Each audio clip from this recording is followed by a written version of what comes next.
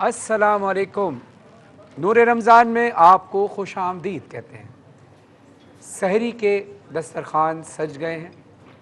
लाहौर में अब सहरी का वक्त हो गया है। कुछ देर में लाहौर के वक्त के मुताबिक सहरी का इख्तिताम हो जाएगा और कराची वाले भी सहरी की तैयारी कर रहे होंगे। हम यहाँ पर मौजूद हैं। अभी तमाम हमारे हाज़रीन इस वक्त सहरी कर रहे हैं और आप अपने घरों में सहरी कर रहे होंगे।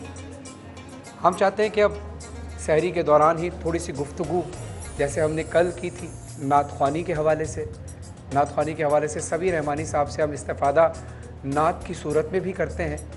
और अब हम नात ख्वानी के टॉपिक पर, नात ख्वानी के मौजू पर कुछ अहम इनसे गुफ्तगू करते हैं। जी सबीर साहब अस्सलाम वालेकुम। वालेकुम अस्सलाम व रहमतुल्लाह। अच्छा, अब ये बताइए मुझे, बड़ा सामने का सवाल है।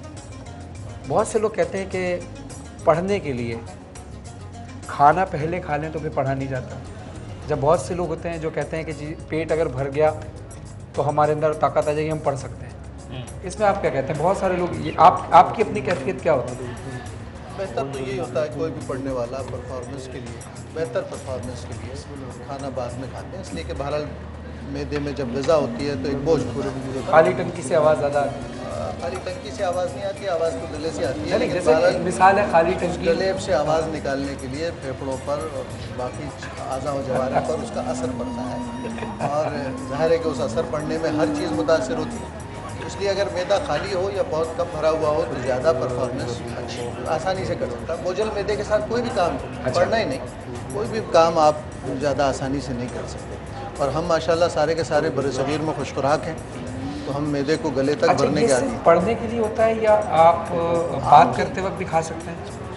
यानी बात करने से मुराद ये, वैसे तो अच्छा नहीं लगता बात करते हुए खाना, लेकिन हम चाह रहे हैं कि आपसे मौजूद बात भी करते रहें।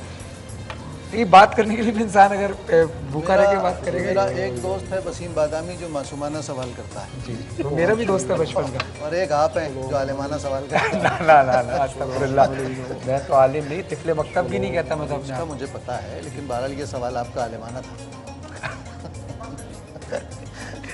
अच्छा, बड़ी दो चीज़ें मैं बोलूँगा। नात ख्वानी, नात पढ़ना, जैसे सलाम पढ़ें, नोहा पढ़ें, मरसिया पढ़ें। अच्छा, किरत का भी एक ख़ास मैटर होता है, ख़ास एक अंदाज़ होता है इसका। आपने कभी किरत? इसमें एक पहलू और भी मैं डिस्कस कर दूं कि ये जितने हमारी रूहानी इबादत हैं ना जी, और उनका ताल्लुक़ आवाज़ से भी है। जी, सूफिया का तरीक़ा भी ये रहा और उलमा का तरीक़ा भी ये रहा कि इबादत में खुराक से जो गफलत एक पैदा होती है ना, खुराक को फ़ौरन खाने से सही, एक बदन में सुस्ती पैदा होती है, उससे बचने के लिए और इबादत में मुस्तैदी के लिए भी लोग ग़िज़ा को बाद ही में लेते हैं। लंगर भी आप देखें हर महफिल में बाद में ही होता है। जी ऐसे। इसकी वजह ये होती है कि ताकि इबादत में तबीयत बोझल ना हो।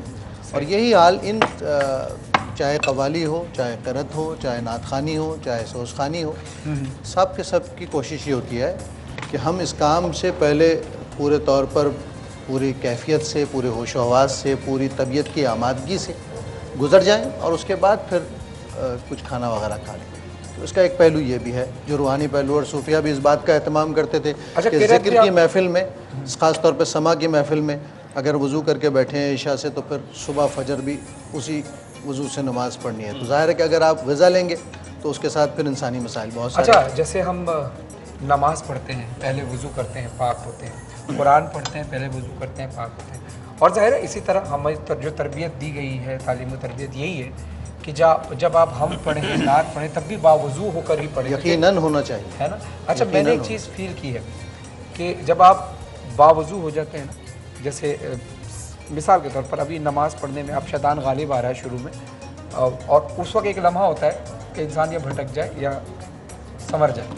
वज़ू कर लिया, इंसान फ्रेश हो जाता है। इसी तरह जब हम नात ख़ानी से पहले या नौह ख़ानी करने जाएँ, सलाम पढ़ने जाएँ, मनक़बत ख़ानी करें, हम पहले वज़ू कर लेते हैं।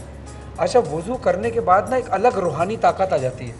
इसका साइंसी भी तोजी है और ज़ाहिर है कि रूहानी भी है। एक शील्ड आपको अपने हिसार में ले लेती है, कवर कर लेती है। तो ज़ाहिर है कि जितनी ऐसी रेज़ेस हैं जो रूहानियत से मुतसादिम हैं, वो फिर आपके जिस्म तक पहुँच नहीं पाती हैं, एक कवर में हो जाते हैं, आप कवच में आ जाते हैं। यानी इल्हाम भी तो पाकीज़गी में होता है, और वो अंदर और बाहर दोनों जगह से आप प्रोटेक्ट हो जाते हैं। तो तो इसलिए एहतमाम इसी बात का किया जाता है और यही तरबियत भी है कि बावज़ू होकर अल्लाह और उसके हबीब का ज़िक्र करें। इबादत के आदाब में भी है और इबादत की कैफियत को उरूज देने के लिए भी ज़रूरी है। क्योंकि देखिए ना, हम नात पढ़ते हैं, अब मस्जिद नबी का जिक्र आ जाए, आप भी जब नात पढ़ती है यकीनन ऐसे ही होता है। आप बैठे ना, तशरीफ़ लाएँ, आप खाना सहरी तो कीजिए। जब हम ये लीजिए, आप भी जब नात पढ़ती हैं तो आपके भी जहन में ये तसव्वुर होता होगा ना कि मस्जिद की नात पढ़नी है, यानी मस्जिद नबी का जिक्र अगर आ रहा है तो गुंबद खज़रा सबसे पहले निगाहों में आता है। फरहान भाई, तो इसके लिए ये भी क्योंकि ज़ियारत है, जब हम फिज़िकली तौर पे ज़ियारत के लिए जाते हैं तब भी वज़ू करके जाते हैं, तो हमें तसव्वुर में भी अगर ज़ियारत करनी है तो बावज़ू होकर ही करनी है। आपकी कैफियत नात ख़वानी के वक्त क्या होती है? यानी जैसे अभी आप एक वज तारी हुआ, एक रिक़्क़त आमेज़ आपका जो अंदाज़ था, अभी भी आप सभी भाई के पढ़ने के दौरान भी उसी तसव्वुर में चली गई थी, खुद ही पढ़ती हैं तो तसव्वुर में जाती हैं?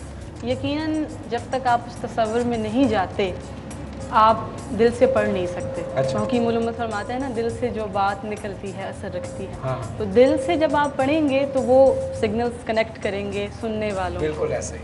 कारी नोमान सैफी साहब हमारे साथ मौजूद हैं, इनसे कुछ बातें करते हैं क़िरात के हवाले से। मुझे बताइए कि जी माइक में लेता हूँ आपको, क़िरात जिस वक्त हम करते हैं तो मुझे ऐसा लगता है जब आप कर रहे होते हैं कि मैं मस्जिद नबी की क़िरात सुन रहा हूँ, खाने काबा में जो क़िरात होती है, ये मिस्र में, तुर्की में जो क़िरात होती है, या करबला मोहल्ला में बाकायदा क़िरात का एक कंपटीशन होता है बच्चों का, मुख्तलिफ़ लहजे होते हैं।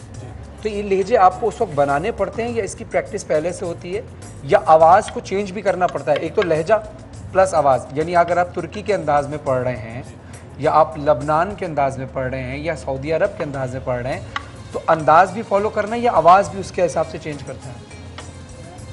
बेसिकली 7 मकामात हैं। 7 मकाम, अच्छा, पहला है बयात, सही। साथ नाम भी बताता हूँ आपको। बयात, रस्त, सीका, थोड़ा निहावा, माइक करीब करिए। आजम, सबा, हिजाज, 7 मकामात हैं। और बड़े जो खुर्रा या आप इसे लहजे भी कह सकते हैं। 7 लहजात, सही। उसी में ही फिर इंसान पढ़ता है, उस पर प्रैक्टिस करता है। यानी क़िरात इन 7 लहजों में हो सकती है और सही। होती है। होती है। अब किस कारी का क्या ज़ौक़ है, वो किस उसका लहजे से इंतखाब ज़्यादा करें। मानूस है और उसमें ज़्यादा आसानी से पढ़ सकता है, वो अब जैसे ये बताएंगे कि किस लहजे में आपने पढ़ना नात ख़वानी भी साथ साथ आपने किया, अभी मुझे आप ब्रेक में एक नात सुना दें। हम आपसे ट्रांसमिशन में किसी वक्त भी एक नात भी सुनेंगे, क्योंकि क़िरात तो आप करते हैं। अब आपने नात की सूरत, जैसे कुरान की सूरत में अब आपने नात भी सुनानी है। सर ये पढ़ते हैं अरबी का दुरूद पाक, जी, अरबी का तुर्की लहजे में। अच्छा। इतना आउट क्लास है कि मैंने हाँ, कभी जाहिर। इतना नहीं सुना, इतना जाहिर। बहुत सुनवाइए अच्छा, नात लहजे तो से भी एक कैफियत तारी होती है इंसान के ऊपर। अच्छा, अब हम एक छोटा सा मुख्तसर सा वक्फ़ा लेते हैं, ये हमारी गुफ्तगू भी चलती रहेगी, इसके बाद कलाम भी होंगे। इतने आप सहरी कर लें, हम भी सहरी कर लेते हैं, फिर हम आपसे थोड़े से वक्फे के बाद मिलते हैं। देखते रहिए नूरे रमज़ान।